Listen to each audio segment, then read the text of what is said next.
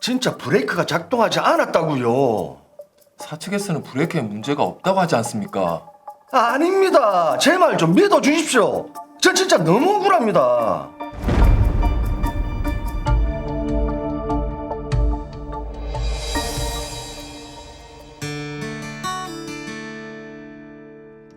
저는 12년 차 버스 기사입니다. 늘 안전을 우선시하며 무사고 경력은 제 자랑입니다.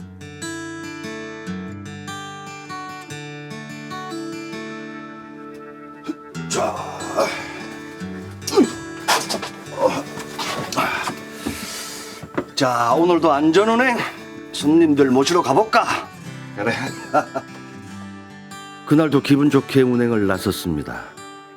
그런데 이철진 씨, 중앙선을 왜 넘으셨어요? 졸음운전하신 거 아니에요? 형사님, 졸다니요? 절대 아닙니다. 브레이크가 6차선 도로를 60km로 달리고 있었습니다. 좌회전을 하려고 차선을 변경하려는데 갑자기 브레이크가 푹 들어가면서 제동이 되지 않았습니다. 브레이크가 고장이 난다. 예, 브레이크는 작동하지 않아서 속도는 줄지 않지. 앞에는 좌회전하려고 대기하던 차들이 기다리고 있지. 앞에 차들을 피하기 위해서 어쩔 수 없이 중앙선을 넘게 된 겁니다. 그러다 반대 방향에서 오던 승용차를 피하지 못했고요. 브레이크가 작동되지 않아서 속도는 줄지 않지. 그래서 더 큰 사고를 내지 않으려고 어쩔 수 없이 중앙선을 넘게 된 겁니다. 버스 브레이크 오작동이다. 예. 네, 상무님. 사고 차량은 전체적으로 수리를 싹 해놨습니다. 네. 아니, 불이익이 없도록 잘 조치하겠습니다. 네. 아니, 괜히 사고가 나가지고 말이야. 반갑습니다. 고민식 형사입니다. 아, 예, 형사님. 그 사고 차량 브레이크에 문제가 있었다고 하던데. 아니, 브레이크에 문제라뇨. 저희 회사는 정기적으로 차량 점검을 싹 하고 있습니다. 버스에는 아무 문제 없고요. 아니, 브레이크도 정상이고요. 야, 이게 수리를 다 했으니 참 증거도 이철진 씨, 없고. 운전상 과실로 사고가 났고 피해자 박동국 씨는 전치 10주의 상해를, 탑승했던 승객 임영 씨는 전치 2주의 상해를 입었습니다. 과실이라니요. 브레이크가 작동을 안 했다니까요. 브레이크 오작동이라고 입증할 만한 증거가 없어요. 증거가. 검찰로 송치하겠습니다. 형사님. 진짜라니까요. 전 너무 억울합니다.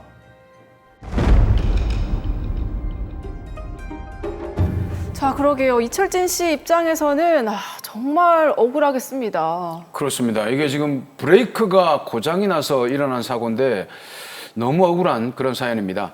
먼저 사건 정리부터 해보죠. 이철진 씨는 경력 12년 차 버스 기사인데요. 그날도 안전운전을 다짐하며 버스에 올랐습니다.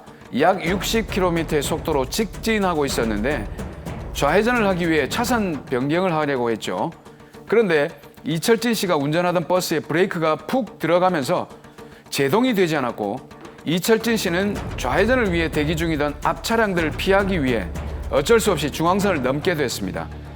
중앙선을 넘자마자 반대 방향 1차로에서 직진하던 피해자의 승용차 앞 범퍼 부분을 이철진 씨의 버스 앞 범퍼 부분으로 들이받았습니다.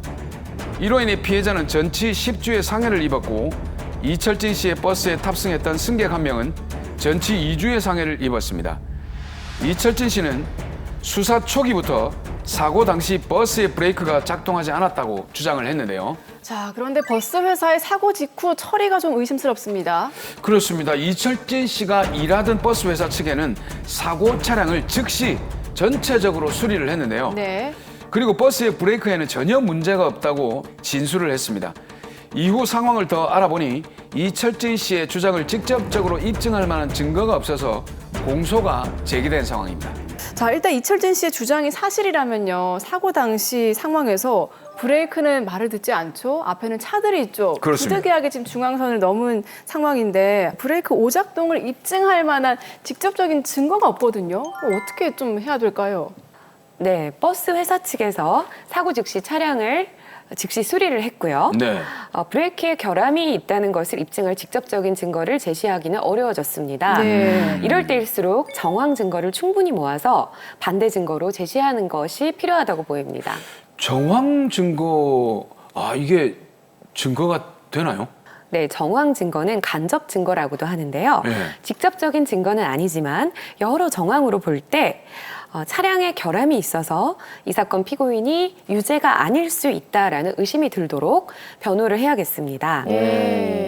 자, 그렇다면 당시 상황을 일단 잘 따져봐야 될 것 같은데 일단 버스 안에는 블랙박스가 있지 않았겠습니까? 블랙박스 영상을 잘 보면 브레이크가 오작동했다라는 그런 정황 증거가 들어있을 것 같은데요. 네. 그래서 제가 미리 사고의 블랙박스 영상을 좀 살펴보았습니다. 네. 역시나 의심스러운 점이 보였습니다. 어떤 의심스러운 상황입니까? 네, 정상적인 주의 의무를 가지고 예. 운전하는 사람이 중앙선을 침범하는 일은 거의 없겠죠? 그렇죠. 예. 정상적인 사람이라면 중앙선을 절대 침범하지 않죠. 저같이 정상적인 사람이랍니다. 네, 맞습니다. 네, 만약 이철진 씨가 과실로 중앙선을 침범한 것이라면 사고 전후로 부주의하게 운전하는 모습이 좀 드러났을 것 같은데요. 네. 블랙박스에 나타난 운전 모습은 사고 전 모든 시점에서 두 손으로 핸들을 잡고 전방을 잘 주시하고 있는 것으로 드러났습니다.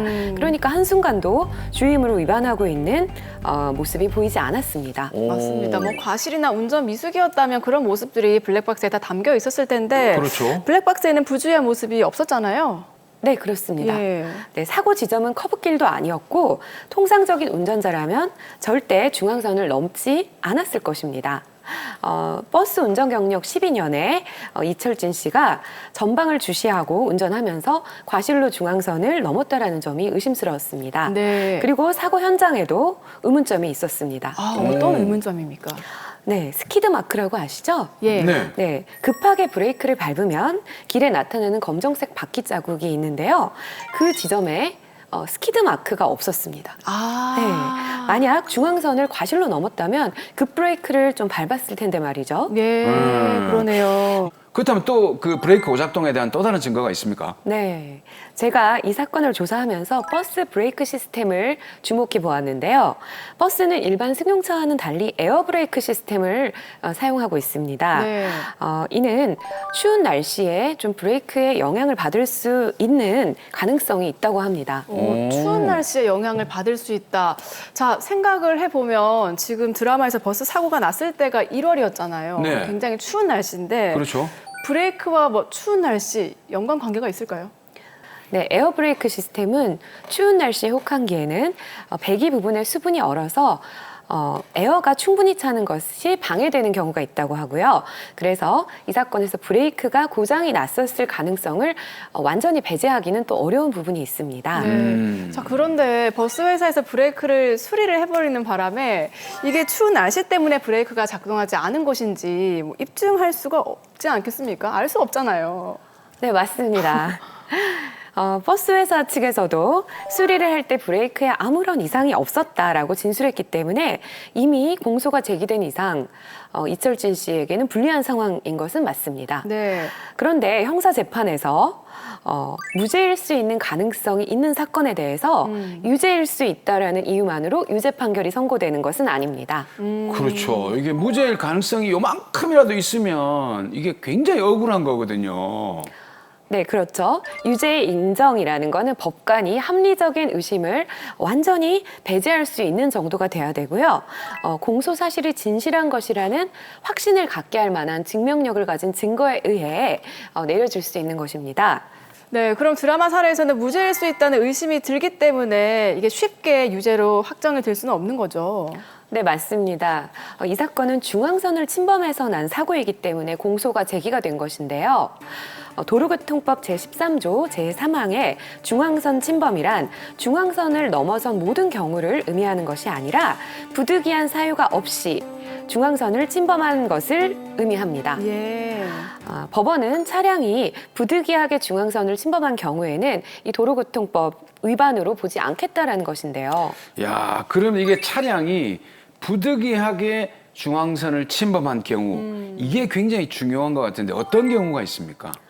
네, 어떤 경우를 의미하느냐면요. 진행 차로에 나타난 장애물을 피하기 위해서 다른 적절한 조치를 취할 겨를이 없었거나 자기 차로를 지켜 운행하려고 했지만 운전자가 지배할 수 없는 외부적인 여건으로 인해 어쩔 수 없이 중앙선을 침범하게 되었다는 등 중앙선 침범 자체에 운전자를 비난할 수 없는 객관적인 사정이 있는 경우에는 부득이한 사정이 있다고 보는 것입니다. 네. 따라서 이러한 경우라면 중앙선을 침범했다 하더라도 중앙선을 침범한 경우에 해당될 수는 없다는 것입니다. 네, 이 사건에서 이철진 씨가 브레이크 오작동이라는 차량의 결함으로 중앙선을 침범했을 가능성이 있다는 부분을 여러 정황 증거를 통해서 입증할 수 있다면 유죄 판결은 피할 수 있을 것 같습니다. 네. 자, 그리고 정황 증거를 말씀하셨는데 당시 버스에 타고 있던 승객들도 있었고 아, 그렇죠. 또 피해자의 그런 증언들도 좀 도움이 되지 않을까요? 네, 맞습니다.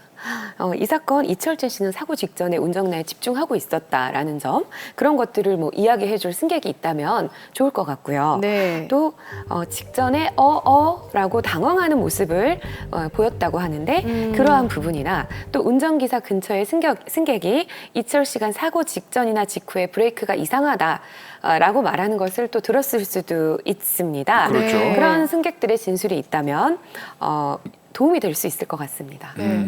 자, 그런 여러 정황 증거들을 따져보면 이철진 씨의 주장이 맞는 것 같은데 재판에서 이철진 씨의 주장이 좀 받아들여질까요? 어떻습니까? 네, 저는 저희가 제시할 수 있는 정황 증거들을 법원에 제출한다면 네. 검사가 이철진 씨의 주장을 또 정면으로 반박할 만한 그런 어떤 물적 증거나 에어브레이크가 오작동했을 가능성이 전혀 없다라는 또 전문가 의견을 검찰 측에서 제시하지 못한다면 유죄 판결을 면하게 변호할 수 있을 것 같습니다. 네. 자, 이렇게 차량 결함으로 인해서 사고가 발생했는데 당황스러워서 제대로 대처를 못하는 경우가 많잖아요. 현장에서 좀 어떻게 대처를 하면 좋을까요?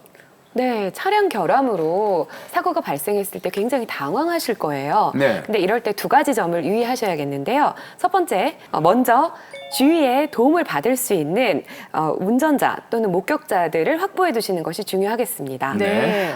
사고 발생 시에 뒤에서 따라오는 차량이나 측면으로 지나가는 차량 또는 세워져 있는 차량에도 다 블랙박스 영상이 돌아가고 있는 경우가 많고요. 그렇죠. 차량 번호와 전화번호를 확보하셔서 블랙박스 영상 보관을 부탁해 주시는 게 필요하겠습니다. 그리고 주위에 CCTV가 있는지 좀 보셔서 그 위치를 좀 사진 찍어 두시는 것도 도움이 되겠습니다. 네.